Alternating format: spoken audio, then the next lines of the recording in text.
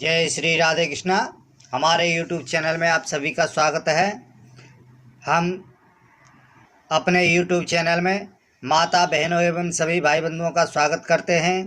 तो दोस्तों, आज हम एक ऐसा व्रत का उपाय आपको बतलाने जा रहे हैं जिसके करने से पुत्र संतान की प्राप्ति होगी और संतान की आयु में वृद्धि होगी।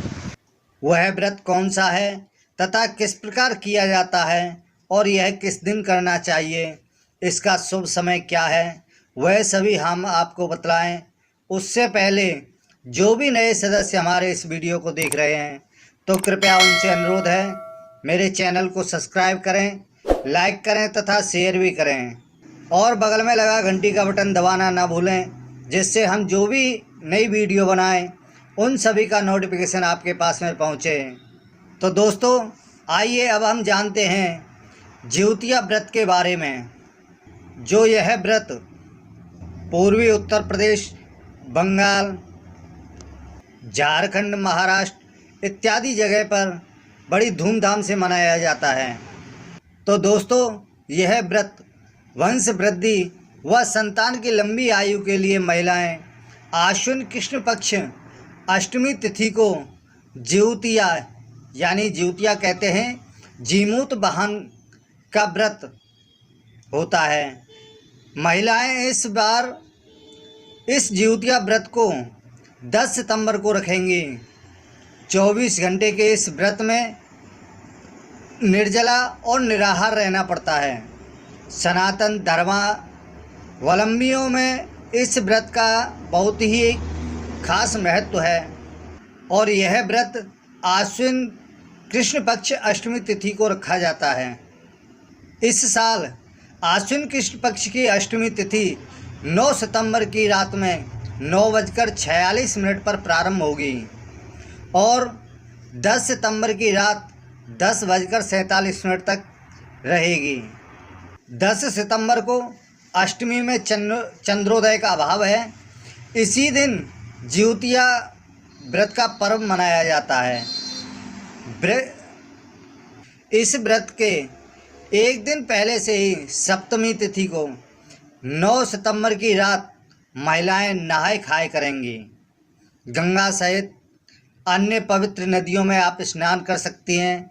अगर नदी आपके समक्ष नहीं है यानी पास में नहीं है, दूर है, तो घर पर भी स्नान करेंगी और स्नान करने के पश्चात में मठुआ रोटी, नौनी का साग, कंदा, झिमनी इन सभी चीज़ों का आप सेवन करेंगे, यानी इन सभी चीज़ों का सेवन करना चाहिए। जो महिलाएं व्रत रहती हैं उन्हें भोजन के पश्चात में अपने पितरों की भी पूजा करनी चाहिए। जो नहाए खाए की सभी प्रक्रिया 9 सितंबर की रात 9:47 से ही पहले करना होगा, क्योंकि 9:47 के बाद अष्टमी तिथि शुरू हो जाएगी। सूर्योदय से पहले सरगही, ओठगन इन सब को करके इस कठिन व्रत का संकल्प लिया जाएगा। जिउतिया व्रत का पारण करने का शुभ समय 11 सितंबर की सुबह सूर्योदय से लेकर दोपहर 12 बजे तक रहेगा। इस दिन जो महिलाएं व्रत हैं उनको जिउतिया व्रत के अगले दिन 11 सितंबर को 12 बजे से ही पहले पारण करना होगा। तो दोस्तों, अब हम नहाए खाए के बारे में आपको बताते हैं। इस दिन जीवित पुत्र का व्रत का पहला दिन कहलाता है। इस दिन से व्रत शुरू होता है और इस दिन महिलाएं नहाने के बाद एक बार भोजन करती हैं। इस व्रत को करते समय केवल सूर्योदय से पहले ही पिया जाता है। सूर्योदय के बाद आपको कुछ भी खाने पीने की बिल्कुल ही सख्त मनाही होती है कि सूर्योदय के बाद में आप कुछ भी खा पी नहीं सकते। इस व्रत से पहले केवल मीठा भोजन ही किया जाता है। तीखा भोजन करना अच्छा नहीं होता। इस दिन कई लोग बहुत सी चीज़ें खाते हैं, लेकिन ख़ास तौर पर इस दिन झोर भात, नौनी का साग एवं मड़ुआ की रोटी अथवा मड़ुआ की रोटी के दिन के पहले भोजन में ली जाती है। फिर उसके बाद में दिन भर कुछ भी नहीं खाया पिया जाता। तो दोस्तों, अब हम जीवित पुत्रिका के व्रत की कथा के बारे में आपको बताते हैं। तो जीवित पुत्रिका व्रत की कथा महाभारत काल से जुड़ी हुई है। महाभारत युद्ध के बाद अपने पिता की मृत्यु के बाद अश्वत्थामा बहुत ही नाराज थे और उसके अंदर बदले की आग बहुत तीव्र थी, जिस कारण उसने पांडवों के शिविर में घुसकर सोते हुए 5 लोगों यानी उनके 5 पुत्रों को पांडव समझकर मार डाला था। लेकिन वे सभी द्रौपदी के 5 संतानें थीं।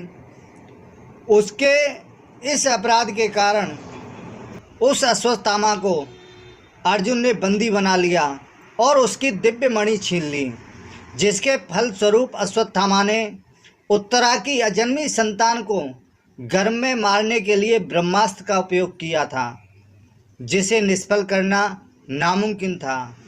उत्तरा की संतान का जन्म लेना बहुत ही आवश्यक था, जिस कारण भगवान श्री कृष्ण ने अपने सभी फलों का पुण्यों का फल उत्तर की अजन्मी संतान को देकर उसको गर्भ में ही पुनः जीवित किया।